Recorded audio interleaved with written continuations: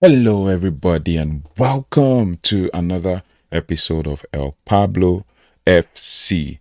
As El Clásico looms, basically, as we look forward to the weekend where everything is dependent on one of the most important games in Spain.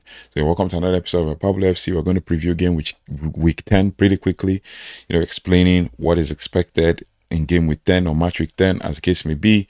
We saw a couple of games last week where, some Barcelona scripted a 2-1 win with Ronaldo Araújo scoring, and Real Madrid scripted a 1-0 win against Getafe, with Mbappé scoring due to the fact that Getafe were a man down and they were resolute in their defense and all of that. And we saw Sevilla collapse. We saw Atletico Madrid, get a win to keep their consistency going. Villarreal and Real Betis, getting a draw, a high scoring draw in that game. So we're going to preview their Clásico showdown or their Clásico week. The stage is set. The stage is set. The tables have been cleared. The match day 10, Real Madrid hosts FC Barcelona at the Santiago Bernabéu on Sunday, the 26th.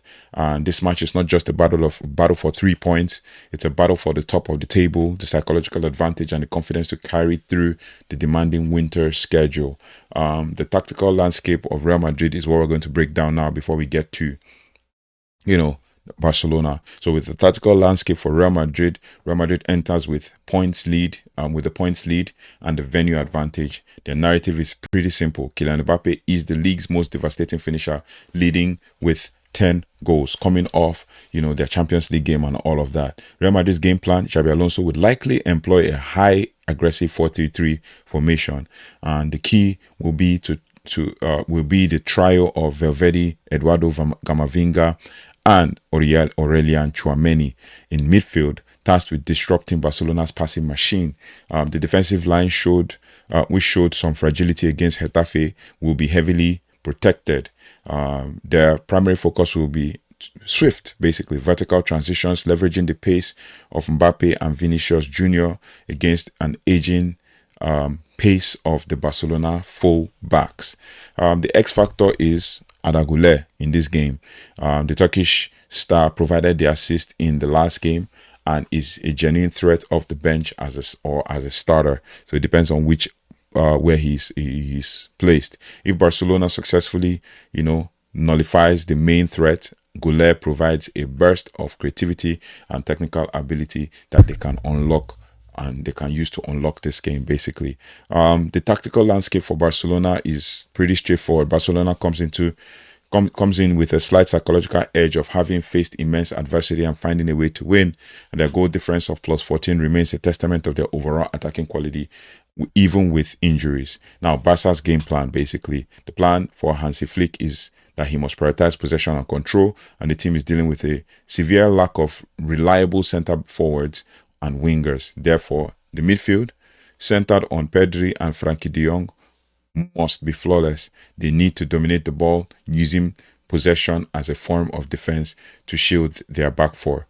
And obviously that would be determined by how they fared in the Champions League, especially in their last game as well. The forward line will likely feature Lamine Yamal, perhaps an on loan Marcus Rashford, relying on intricate, quick passing rather than, brute force, as the case may be. Now, the X factor for this Barcelona team in the El Clásico is Ronald Araújo, basically coming off scoring in the last league game against Girona. The Uruguayan defender is the soul of this team and proved his clutch factor last week. His battle against Mbappe and Vini will be arguably the most important one-on-one duel of the match.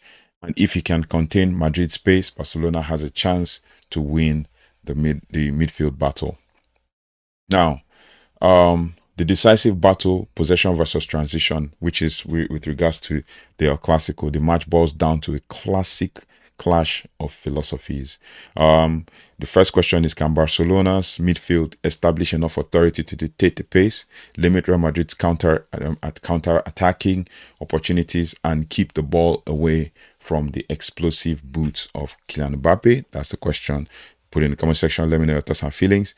Or will Real Madrid's pace and clinical finishing exploit the tired legs and defensive gaps created by Barcelona's injury-ridden squad, turning possession turnovers into lethal transition attacks? You also think about the fact that Barcelona always try to play a high line as well. So would that be a possible outcome for the game for Real Madrid to win? The pressure is pretty immense. The Real Madrid will see this as a chance to open a 5-point gap and solidify their lead.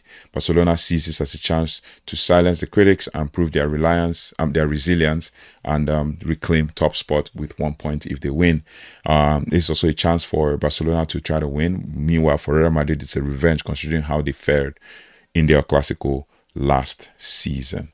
Now, the final verdict on the El Clásico from all of this whole talk and stuff is that given the context, the venue, and the perspective, and the respective forms of both teams, Real Madrid is the slight favorite due to the home advantage and the sheer consistent individual brilliance of Kylian Mbappé, who's leading the league with 10 goals, and he has been delivering week to week, week after week. Even if he doesn't score a penalty, he scores a goal.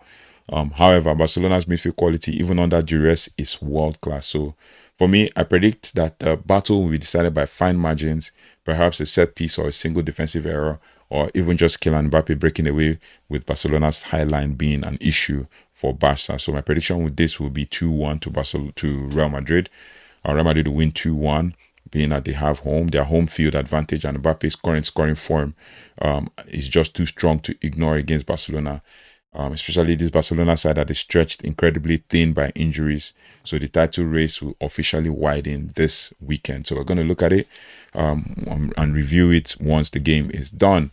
And then obviously there's other matches to look at with regards to what is going to happen at the what's going to happen definitely in the rest of the league games. While the world watches the Bernabéu, this is happening on Sunday, the fight for Europe and survival continues. Atletico Madrid versus Valencia.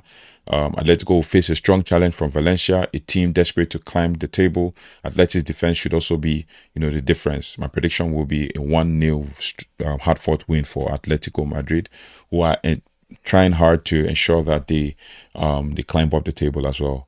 And Villarreal versus Athletic Club. This is a crucial game for the Champions League spots. Both teams are aggressive and talented, and this could easily be another thrilling draw. And my prediction will be a 2-2 draw to Athletic Club, because Athletic Club also are not in good form. And then for Girona versus Sevilla, the two teams that lost last week, the crisis bowl basically for both teams. Winless, Girona hosts reeling Sevilla. This is a must-win for both teams, on both managers as well. Sevilla has more quality on paper, but Girona has the desperation, so prediction will probably be a 1-1 draw. Other games to follow from next week, if we're going to look at them just quickly, have a look at the rest of the games for the Spanish La Liga in next week's fixture next weekend.